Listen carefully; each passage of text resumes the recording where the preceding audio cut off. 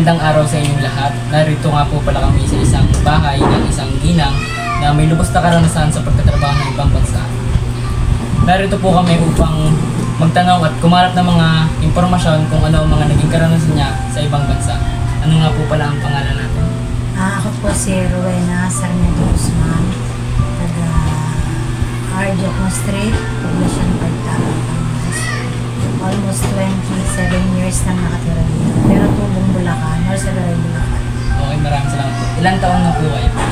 Hindi, 48 na ako. Bali po, so kayo nga po pala ay nag-ibang bansa po. Ilan taon po kayo nung nagpunta po kayo ng ibang bansa? Bali, 38 years old ako ngayon. Yung unang alis ko, papuntang Dubai. Liban po sa Dubai, ano pa pong mga bansa niyo po pinunta? Sa Jeddah, KSA, Saudi Arabia. Ano naman po ang layo ninyo? Bakit po kayo magpunta ng abroad? Financial, unang-una financial at saka yung source of income kasi hindi kaya ng tulad ng asawa ko, barbero lang. Hindi kami makakapag-focus ng college kung barbero lang siya dahil ang gupit naman nun ay 50 pesos lang per head. Ay, ano naman po ang mga kinailangan yung dokumento po para po makapunta ng ibang bansa? Una, passport. Tapos siya, kailangan ka mag-OWA, kailangan ka mag-TESDA, kailangan ka din magpa-medical. Yun ang kailangan fit to work ka bago ka pumunta sa Middle East or sa ibang bansa. Ano pong karanasan ninyo sa ibang bansa? Ano ba? Yung mga ano po, halimbawa po ano po mga pinagdaanan ninyo? Una-una, sa pagkain, iba yung pagkain doon kasi katulad dito sa atin, rice, mas madalas sa atin ay rice kahit 3 times a day. Doon isang beses lang sa pagkain, tapos ang pagkain doon, biryani lang at saka machubos. Kulay orange yung pagkain kung sa atin, parang arroz Valenciana siya. Tapos, mas madalas doon tinapay. Ang tinapay nila, yung kubos, parang yung harina na niluto lang. Tapos, kadalasan doon mga spicy ang pagkain. Hindi katulad dito sa atin. Yung normal na pagkain ng mga Pilipino. Ano pong naguntok sa inyo para makibang bansa? Mga anak ko, kasi gusto ko magkaroon sila ng laman. Nung una po kayong umalis ng ibang bansa, ilang taon po kayo? 38 Eh nung umuwi po kayo na ay dito po? sa padalawang uwi ko, mga 46 na. Bali, 6 years ako dito. 2 years ako sa Dubai. 4 years ako sa Jeddah. Sa inyo pong pagtatrabaho sa ibang bansa, hindi naman po kayo nakaranas ng mga masasamang bagay? Hindi naman. Kaya lang minsan may siyempre, iba ang kultura doon. Hindi ka pwedeng makisalamuha sa mga lalaking amo. Katulad ng way ng pagsasalita, hindi ka pwedeng tumingin sa kanila ng diretso. Laging pagtitingin ka, pababa lang, papaiwas. Kasi nagsiselos ang babae. At hindi ka rin pwedeng makipag-usap sa ibang tao. Kailangan, pag may dadating na ibang tao, ibang lalaki sa bahay ng amo mo, magtatago ka. Hindi ka pwedeng makita nila kung ano yung normal na suot mo. At saka, hindi ka pwedeng lagi makipag-usap sa amo mong lalaki. Kailangan sa amo mong lalaki. Base po sa inyong mga naging karanasan, masasabi niyo po bang mahirap po ba ang pinagdaanan? Mahirap sa unang, lalo pag yung first time mo, mahirap kasi aaralin mo yung language nila. Iba yung Arabic words ng Dubai, iba din ang Arabic words ng Saudi Arabia. Kasi marami silang, parang dito sa ating sa Pilipinas, ibang salita ng Luzon, ibang salita ng Visayas at Mindanao. Doon din, meron din silang pagkakaiba ng language nila. Sa usapang ano naman po, sa pag-usapang sweldo po, ano po ang masasabi niyo sa sweldo po, sinasweldo niyo po dito sa Pilipinas kumpara sa ibang bansa po? Mas kasi dito sa atin, minimum rate lang tayo. Minsan, provincial rate. Pero doon, pag sinabi sa'yo ng ng agency mo na ang sasahurin mo ay 27,000 sa isang buwan, automatic 27 yun, walang mga kaltas yun. Yun ay rate pa noong 2016 or 2017. Kasi ngayon, ang rate ngayon ng mga Middle East, pinakamababa na ang 30 to 35. Sa inyo pong paninirahan, kayo po nagtatrabaho sa ibang bansa, kumusta naman po ang klima doon kumpara sa dito sa Pilipinas? Doon, 6 months lang ang tag-init, 6 months lang ang tag-ulan. Yun lang ang dalawang klase ng klima ng panahon doon. Hindi umuulan. Maswerte na umulan isang beses o dalawang beses sa isang taon. Kasi ang pinaka-normal sa kanila ay 36 na temperature. Pinaka-heat sa kanila ay 47, 49 na init. So, sobrang init po ba yun? Init. O kaya hindi pwedeng walang aircon doon. Pero pag lumamig naman ang klima doon, hindi maaaring hindi ka mag-jacket kasi tsaka hindi ka magbubunet kasi kalaban mo lagi trangkaso, conducive. Sa mga ano naman po, sa mga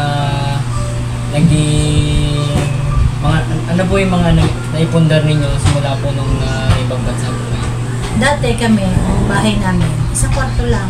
Sabi na, ito, nagkaroon kami ng, kasi nagtulong kami ng mister ko. Ang mister ko, 10 years sa abroad, ako 6 years. Pero nung ako'y nag-Dubai, bahay namin ang naipundar. Ito po, bahay namin. Tapos, nagkaroon kami ng tricycle, yung padalawang alis ko sa Jeddah. Yun ang naging ano namin. Sino naman po yung mga ano po na nakasalamuhan nyo o mga meron po ba kayong naging kaibigan sa inyong mga pinagtrabaho? Kasi ito yung family day doon, Friday. Ngayon, yung mga kapatid ng amo ay pupunta sa magulang kasi magulang ng amo mo. Mga nakakasama namin doon, mga Ethiopia, Bangladesh, Filipino, tsaka mga Vietnamese na mga katulong. Yun ang mga naging.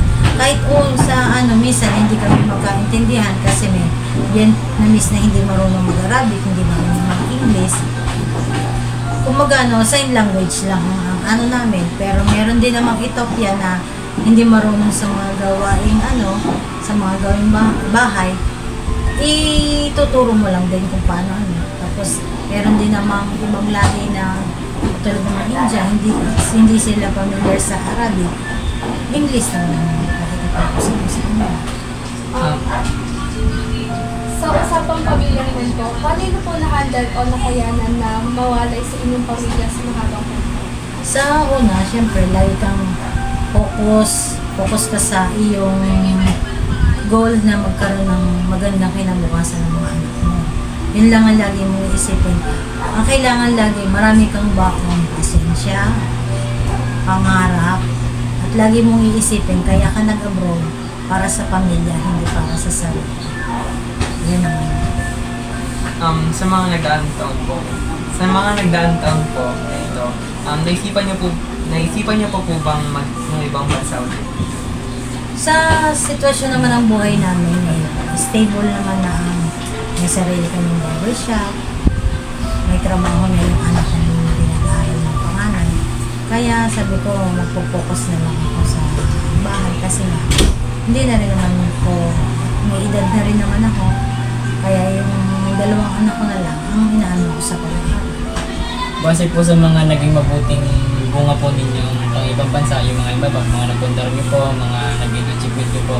Ano naman po yung mga hindi mabuting naging epekto nito sa inyo?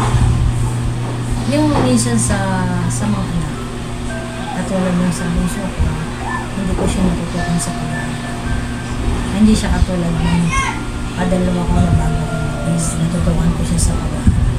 Kumbaga, naging mas maano ang isip niya. Kasi yung bunso, hindi ko natutukan, tiyahin lang nila.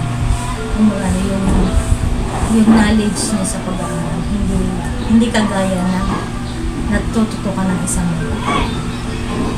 Para po sa huling katanungan, ano po ang masasabi ninyo o mabibigay na payo sa mga tao po na posible nagbabalak na pumunta po ng ibang bansa Sa mga OFW o mga Pilipino na gusto mag-abroad, kailangan lang maging aware sila sa pupuntahan nilang bansa at susunod sila sa batas kung anong merong batas sa ibang bansa na kanilang pupuntahan. Kasi hindi katulad dito sa atin na mas malaya tayo, lalo tayo may freedom of speech. Doon, pag sinabi nila na gantong gagawin mo, gantong gagawin mo. At saka, lagi kang focus lagi sa pamilya. Yun lang mo. Kasi yun lang ang magpapatibay sa iyo. Magkakaroon ka ng panlaban sa homesick, tsaka yung stress, pagod sa trabaho. Yun lang lagi ang ipanglalaban mo para tumagal ka sa abroad at matapos mo kontrata. Base po sa mga nalaman nating impormasyon at kaalaman, talaga pong napakahirap na pumunta ka sa ibang bansa dahil sobrang daming mga masasakit na mararanasan tulad ng mahiwalay sa pamilya. Pero nagdudulot naman po ito ng magandang bunga sa ating kinabukasan at kinabukasan ng mga anak tulad na lang po nangyari. Ito po, ano nga po ang pangalan niyo po ulit? Rowena. Kay Ma'am Rowena po. Talagang nagbigay po siya ng lubos na oras at pagsasakripisyo para po may taguyod nila ang kanilang pamilya.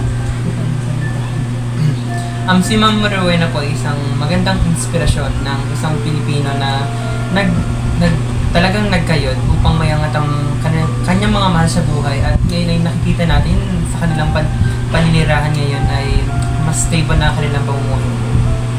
At sa mga nagbabalak po dyan, narinig naman po natin yung mga kailangan nating gawin o mga mararanasan natin. Ang kailangan lang po talaga natin ay pagtsatsaga at maging masipag at abutin ang lahat ng ating mga pangarap. Yun lamang po at maraming salamat po.